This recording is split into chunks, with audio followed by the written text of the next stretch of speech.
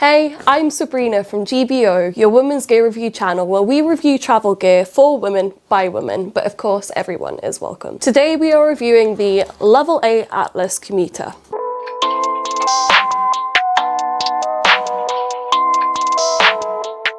So let's get into a summary of this bad boy. This bag runs at about $129.99. Next up is materials. So the main material of the bag is 1680D polyester that is also water repellent to withstand harsh weather conditions. It also has an independent laptop compartment which has patented 3D EVA foam. So onto dimensions. The height of it is 18.6 inches. The width of it is 12.6 inches, and then going on to the depth, it is 6.5 inches. It also has a capacity of 31 litres, and it has a weight of 33.3 pounds. So I'll just show you now. There we go. So this is the weight that we have for this bag, if it was centre. So in terms of colours for this bag, they do only have this in black. So if you're looking for something a bit more funky, this may not be your best bet. On first look at this bag, you can see from the shape and style that it does look very durable and sturdy. It's very sleek, but also doesn't go too over the top. So it's a very minimal bag that you can pretty much wear with anything or for any occasion. And they've also kept the logo very nice as well. It's not too big or garish, and it also feels quite good quality as well. So in terms of warranty, this is where the Level 8 Atlas has a little surprise to it. So generally the Level 8 bags have a 1-year warranty with them. However, the Level 8 Atlas Commuter has a lifetime warranty, which is amazing. So it's only with this bag though. In terms of extras, Level 8 also do their very own packing cubes. So unfortunately you can't buy them individually, but you can buy a travel set for $49.99. So that includes quite a few packing cubes that have like a variety of uses for them. A good thing to note is that they are also waterproof as well. Okay, so let's run through the features of this bag. So starting with the external features, just to note, this bag has 26 storage compartments, so we will be running through a few of them on the external parts of the bag. So the first ones to note are these little side pockets here. So there's one on the left and right side, and basically these unzip to reveal a little bit of netting here, and essentially that can fit in a 500 milliliter water bottle as stated by the website. It means that you can also put things in there like a compact umbrella or any small like little things that you just want to have easy access to. One thing I would say with this is it definitely won't fit in a 26 ounce water bottle. So that's my standard size of water bottle and actually my only water bottle. So unfortunately that was a bit of a downer for me. I also found I had a bit of trust issues with these little pockets. Just because if you do have it open for something like a water bottle that needs to stick out, I feel like it can go flying very easily. I did this at the train station literally last week, and it was mortifying because my water bottle rolled down half a platform, and that was not using my normal bag, which I'm really, really regretting.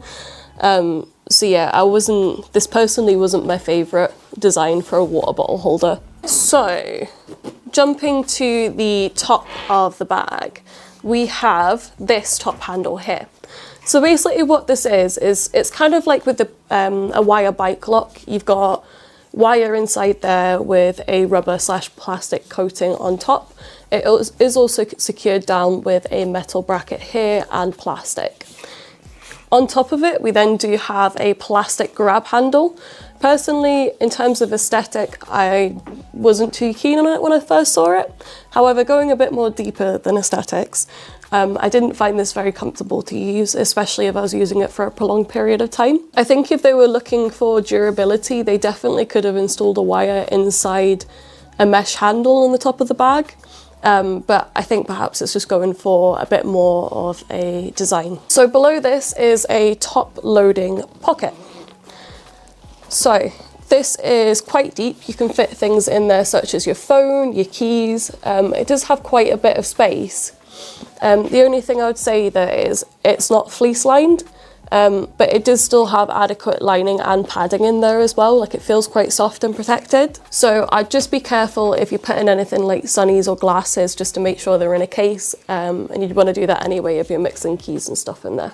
So moving on to the front of the bag, where we're going to tick off a lot of the 26 storage options.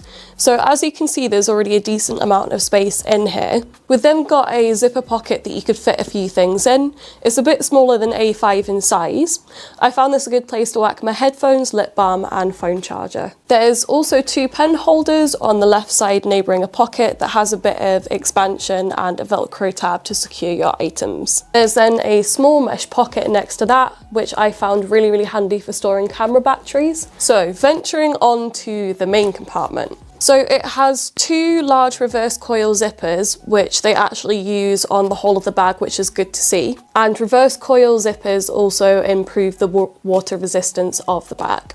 There's quite a lot of space in the main compartment, meaning you can fit light clothes in your camera kit, and it can definitely pass for an overnight bag. It does also have a false padded bottom to give your bag a bit of structure. So on this side, there's a large mesh zipper pocket that's the size of half the bag. A great place to pack away any laptop or computer chargers or accessories, or to pack away anything that you want to organise, like books and writing stuff. So moving on to the bottom of the bag, they've covered the bottom with some sort of plastic lining. Unfortunately, I couldn't find out what it was. However, it does feel really durable, and I also like the fact that they put it on the place that you're going to experience the most wear, just to increase the longevity of the bag.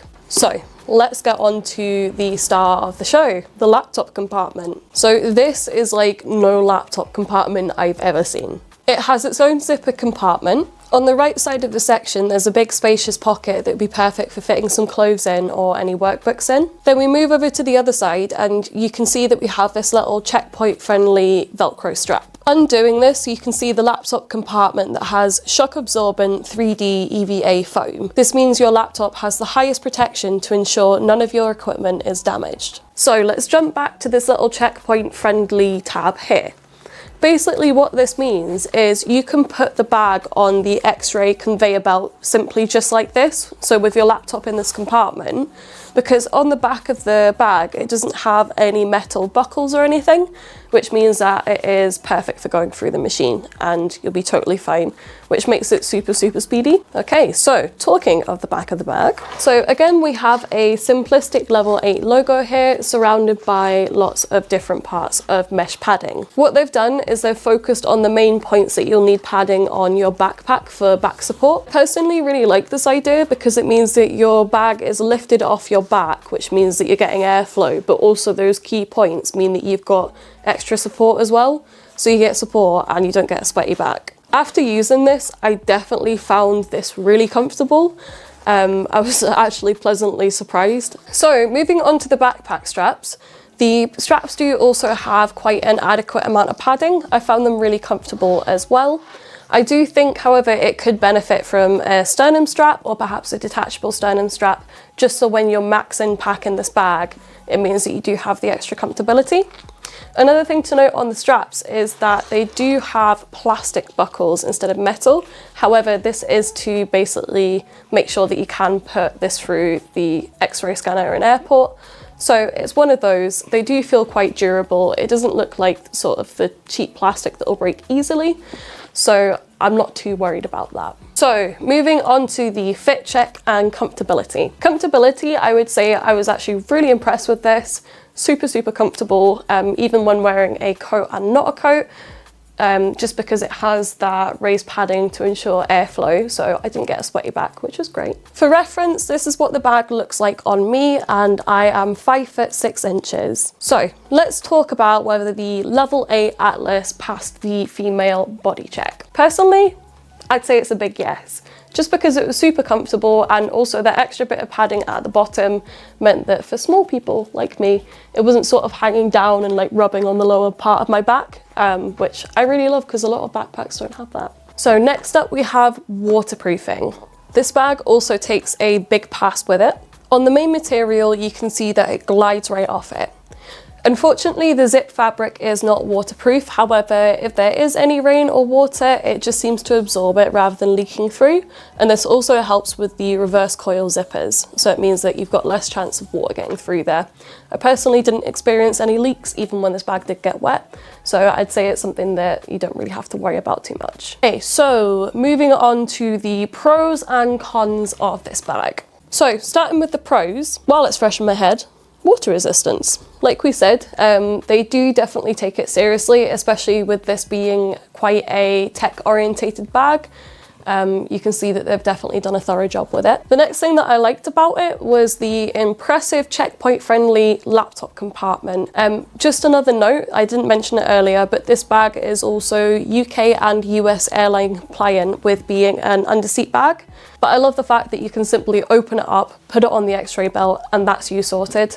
So it makes for a really, really speedy journey. Another pro is that you have a second handle at the back of the backpack. So it basically means that you can join it there and carry it like this, just so you've got like the whole bag weight distribution with both of these two handles, which is nice. And the final pro is organization. So this is one thing I love. I felt like the bag had enough of it, but it also didn't have too much. So I've noticed with a lot of bags, they do go ham on the organization, which is something that I do not love. But it often means that you lose quite a bit of space in the main compartment. With this bag, there was just enough organisation and you still had plenty of space in the main compartment of the bag. So on to the cons. First up is pretty much since I've laid eyes on this handle, I promise it's not just like vanity the reason for this. But like in terms of the aesthetic, I think obviously they're trying to go for a certain look here. I personally really don't like the look of the handle, but also I don't really like the comfortability of the actual handle. So I understand that they tried to go for like durability here with the wire. So it's wire coated in plastic tubing, and then it's also got a metal end cap here that's attached with plastic. I think that you could definitely put that through like a mesh top handle, which make it a lot more comfortable. But you could still also include the wire if you wanted to. So the next con is the zips. So the zips on the main compartment are kind of lockable. They're not that easy to lock. They've got two little holes so you can kind of put a lock through it, like a small lock. However, it'd just be nice if they're a bit easier to lock up, just as, you know, you're going to be carrying quite a lot of expensive equipment in here. This also applies for the zips on the back of the bag. They do have two holes so you can kind of like shimmy a lock in there. But again, it's not super easy to do. The next thing that I think could have been improved is the top loading pocket here. So as mentioned before, it doesn't have any fleece lining. This is something that would be great. So say for example, you could put your camera in there if you wanted quick access to your camera. But also in terms of like your phone and stuff, or like if you want to put sunnies in there without a case, or you don't have a case for them, I'd be a little bit worried that they would get scratched. Another thing to mention is that if you are going to put your keys, wallet and purse in here, it's not super secure. So for quick access things, I think it'd be nice if it had a bit more extra security on it. Moving on to the final con is these little side pockets. So I think they're great for putting stuff in there, like, I don't know, if you want quick access to like gum or something. I think it works very well as a pocket. But in terms of being like a water bottle holder, unfortunately, I'm not convinced. It doesn't feel sturdy enough to put in anything like that. I think like maybe a little coffee flask would work if you've got a smaller one, because you could probably like zip that up and it'd be fine, or it wouldn't like go too much over, so it wouldn't have the habit of like wanting to like jump out of the bag. So who is this backpack for? I would say 100% if tech's your game, this is your bag. I think this would especially suit someone who travels for work a little bit, like needs overnight stops, but you also work in an industry that requires you to have quite beefy equipment, so maybe like a really expensive laptop. You can definitely be sure that this is safe and it's got all the necessary things to ensure that as well. And as mentioned before, it can definitely work as an overnight bag, so it would be perfect for work. So who is this bag not for?